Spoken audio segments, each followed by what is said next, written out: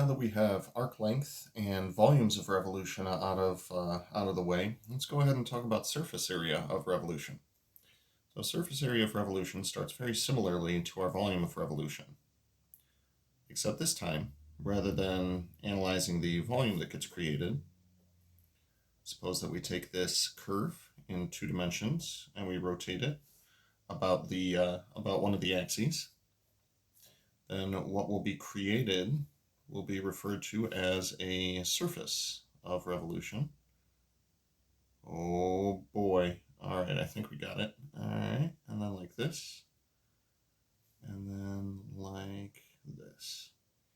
So upon rotating about an axis, like so, we wind up with this 3-dimensional figure, as it were. Now, the idea is we're going to be doing the same sort of breakdown with this as what we did for arc length. The goal is to find the area of this surface.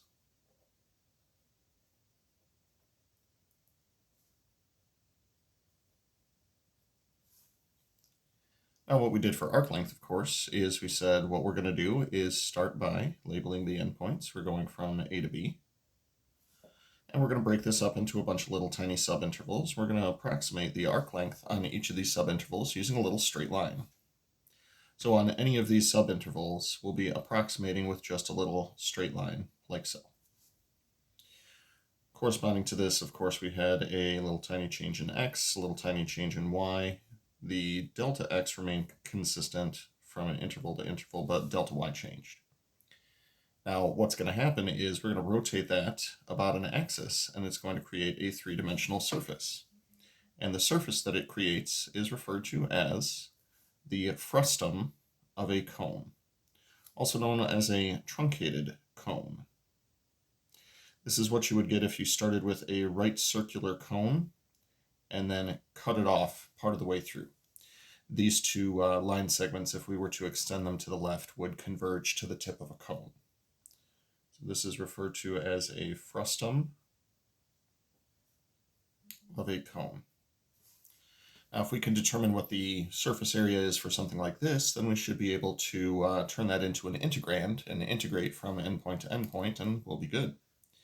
The idea is if you were to cut this thing directly through and then uncircle it, or unreel it, I'm not really sure what the proper terminology would be. You would have what is, for all intents and purposes, a sector that is missing an inner circle to it. The area of this is relatively easy to research, or if you wanted to, you could actually start with a circle, remove a sector, and then remove the other corresponding sector to it. So the area of something like this is 2 pi r times L. Now, this is where r is referring to the average radius of this object. So if we had an axis running through the middle here, the average radius would be the distance from the midpoint of the segment down here to the axis of rotation. What that corresponds to here is if we were to actually unfurl this thing, this would be to exactly halfway through here. The L that we're referring to is the length of the slanty edge. Or in the picture here, that would correspond to this right here. Now, the way that I try to remember this is that once again, 2 pi r is referring to a circumference. We saw that show up in the cylindrical shells formula as well.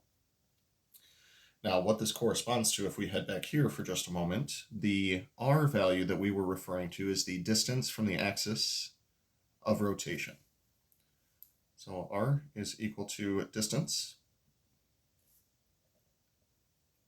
from the axis of rotation, which means that usually that is going to be either a y variable if we rotate about the x-axis, or it's going to be equal to the x variable if we rotate about the y-axis. The L that we're referring to here would actually be the same as what we came up with for ds. Those are delta s with the finite case, and then ds once we get down to an integral. And with that in mind, we had two different formulas for this, and the two different formulas were, if we're setting this up as an integral with respect to x, then that looks like this, square root of 1 plus the derivative squared dx. Or if we were setting this up as a function of y, this would be 1 plus dx over dy, quantity squared, times dy. As such, we are going to generate our surface area formula as the following. Surface area is going to be equal to the definite integral from a to b of the circumference times the length.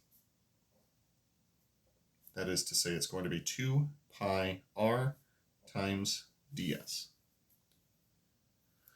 Now, in future videos, we'll make use of this formula a couple times. Just please be aware that the axis of rotation is going to determine whether r is x or y, and that has literally no bearing on whether you're setting this up as a function of x or a function of y. We'll demonstrate in the next videos.